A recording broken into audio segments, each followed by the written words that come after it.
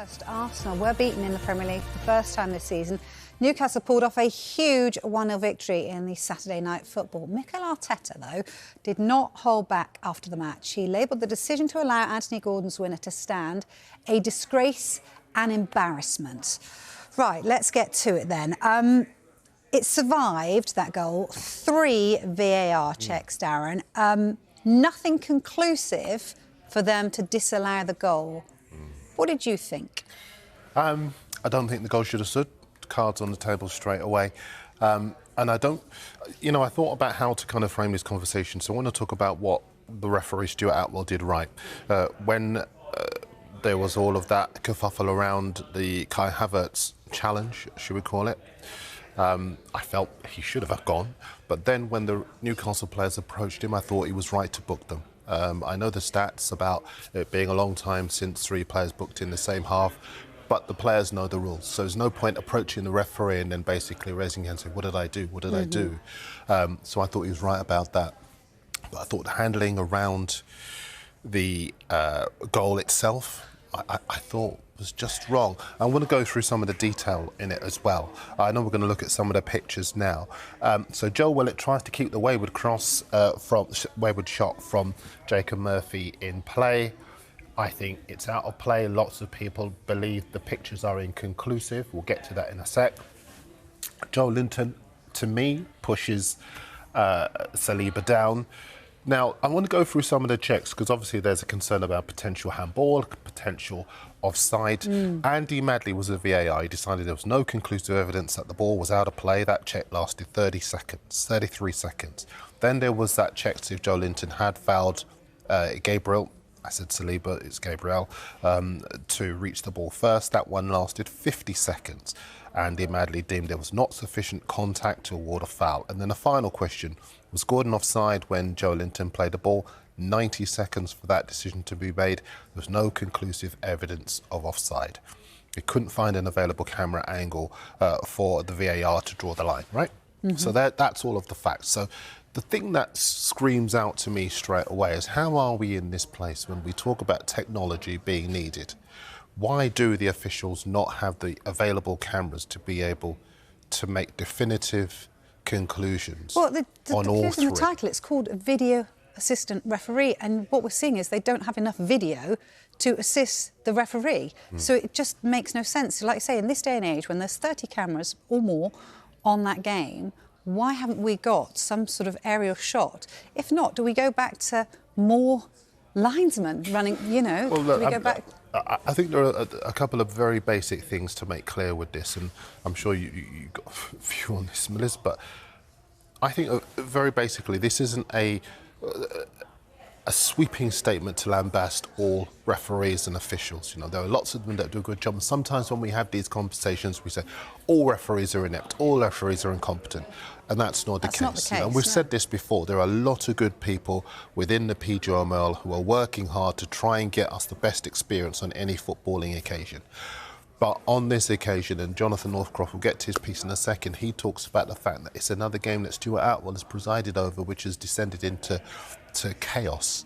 The other thing to make clear is that we are talking about Newcastle against Arsenal, but this is a football problem. At some stage this season, most, if not all, of the clubs in the Premier League are going to get affected by this kind of decision. And this is a kind of thing that should not be coming up time and again. So, and with that, I would say there is not a football team in the land, whether they're in the Premier League, the Championship, League 1 or League 2, who would have been happy with that goal being awarded against them. So whatever the minutiae of what did or didn't stand and people making cases for why Arsenal fans shouldn't be angry, everyone should be in the camp that with all of the discrepancies and potential issues with that goal yesterday, it should not have stood. Just, if I may, one last thing. It's very likely that Mikel Arteta will be charged by the FA on the basis of what he said yesterday. I actually think he was quite clever because he said, I'm embarrassed as a representative of the Premier League. That's quite clever. He wasn't saying, you know, hitting it. It wasn't a scattergun attack, if you like, on the officials. No, I think he was very careful not to do that, careful. actually. But we work, Melissa, Vicky, in an industry, a media industry, which is changing all the time.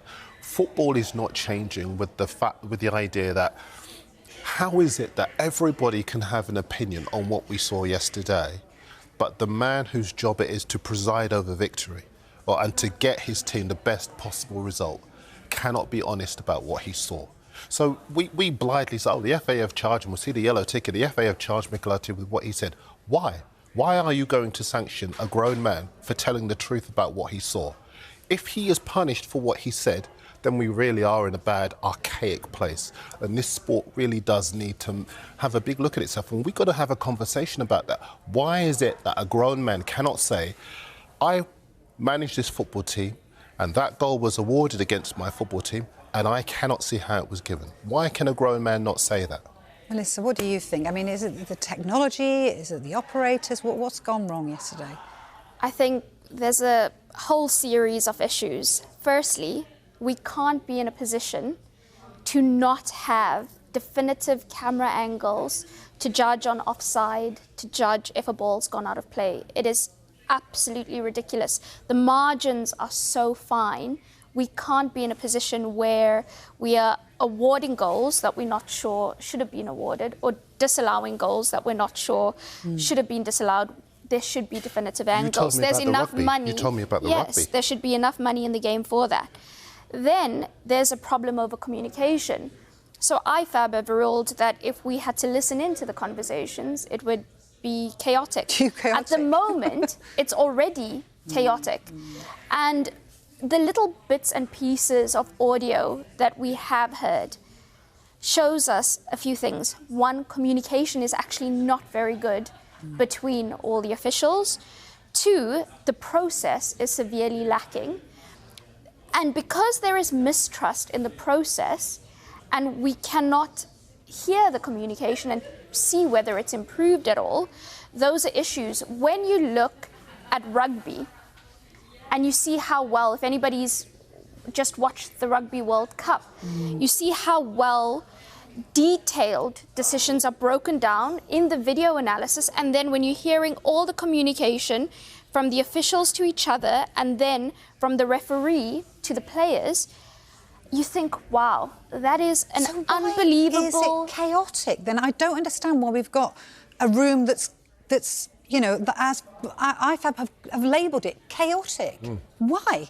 Why is it chaotic? It shouldn't be. This is a game that's worth millions, and that potentially, as Mikel Arteta was pointing out yesterday, it's the fine margins. That's 3 points that could potentially losing the title. And the big picture of this, and I was at Mikel Arteta's press conference on Friday when he was talking about the fact that this is potentially the widest title race that we've had for years. Newcastle are in that race. Yeah. You know, those points yesterday Tottenham are in that race, put them in that race. Tottenham lead it and they're in that race. Arsenal previously had been undefeated so far this season, just like Liverpool had been before that VAR debacle, and they then lost their unbeaten record.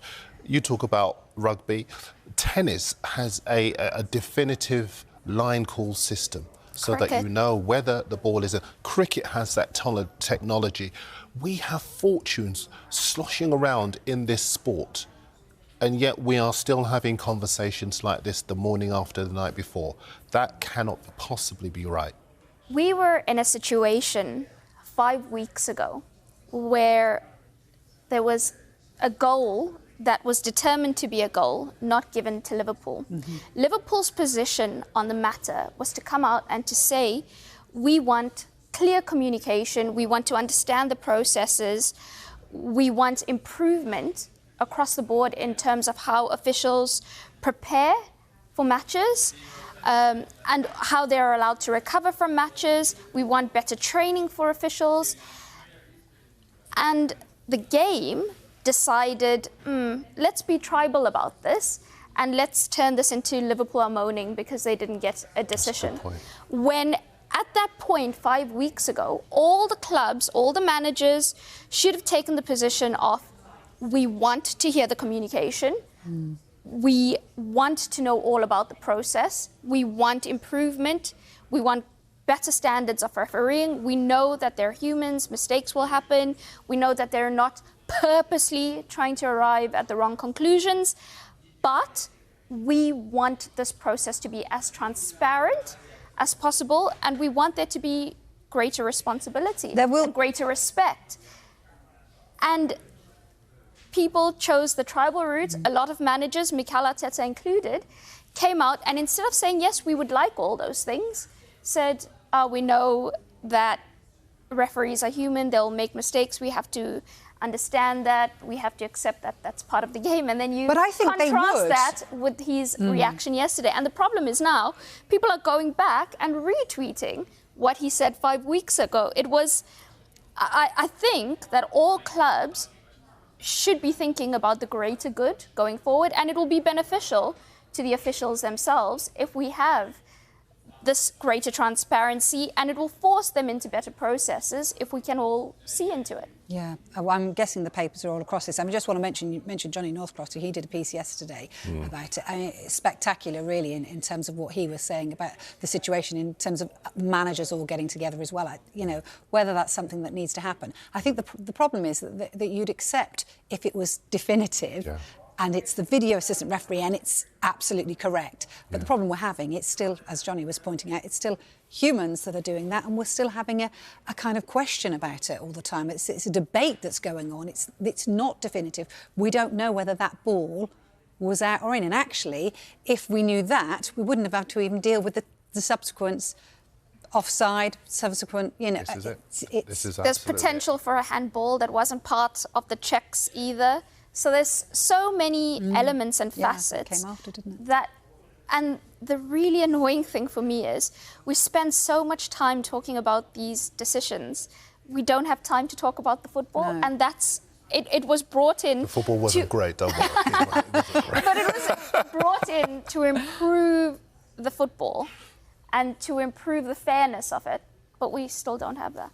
Right, well, I'll just run you through a couple of papers very quickly. Huge story overnight. And the fascinating thing about this overnight is that lots of the back pages had a different image on it, and they had to change them overnight because of the gravity of this story and the widespread impact, if you like, because it does affect all teams, as I've been saying. There are bigger implications.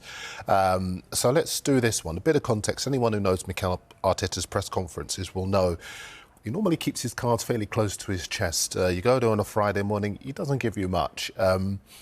But he had the desk ripping up their back pages, hard-hitting language. Dave Jones referred to it on the show during the broadcast in the interview with Eddie Howe. This is a Sun back page yesterday. One word, disgrace.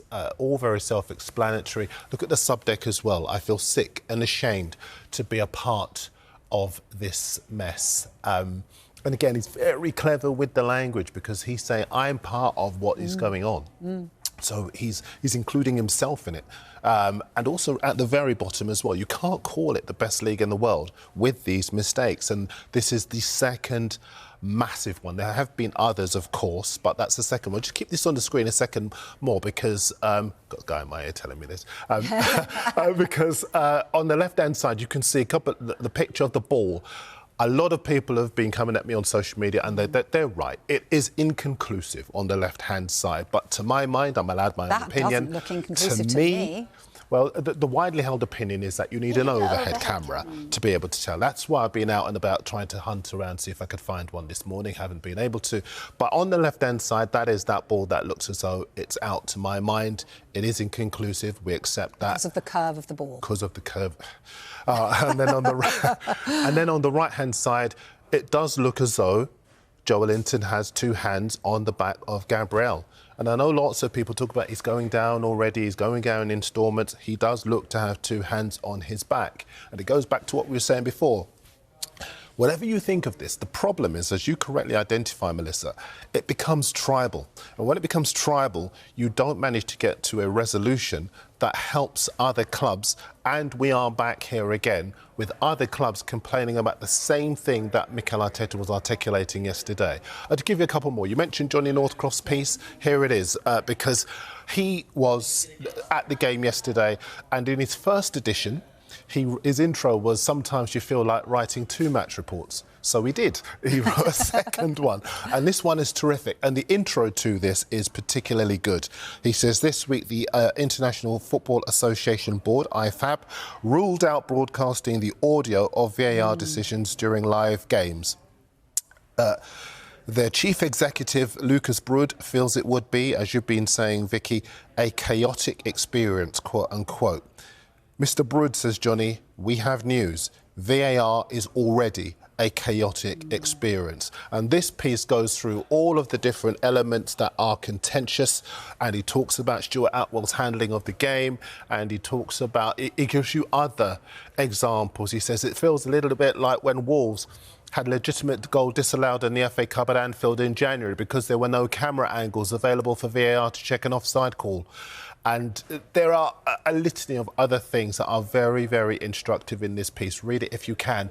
One other good piece as well, I'll go back to The Sun, because inside Charlie White was at the game and he sets it all out in this piece. Tussle on the tomb. He does hint at the fact that the FA may well be in touch with Mikel Arteta. But Charlie superbly sums up the chaos of the 90-plus minutes yesterday, and the way, and the inconsistency as well in some of the decision-making. He talks about the potential red card that wasn't given for the forearm smash from Bruno Guimaraes, the reckless challenge from Kai Havertz that wasn't given, and the other related bust-ups. It was a chaotic afternoon yesterday. Newcastle were the beneficiaries of it. The problems that we have so far this season is that down the line, it may well be that Newcastle are on the other end. And that's why we've got to get to a resolution that helps every club and helps referees as well.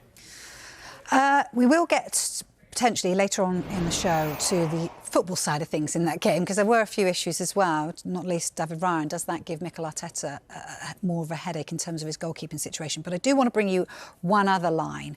Newcastle have just released a statement strongly condemning racist abuse sent to Bruno Guimaraes and Joe Willock via social media following their victory over Arsenal. This is what Newcastle say. Our message is clear. There is no room for racism in football or society.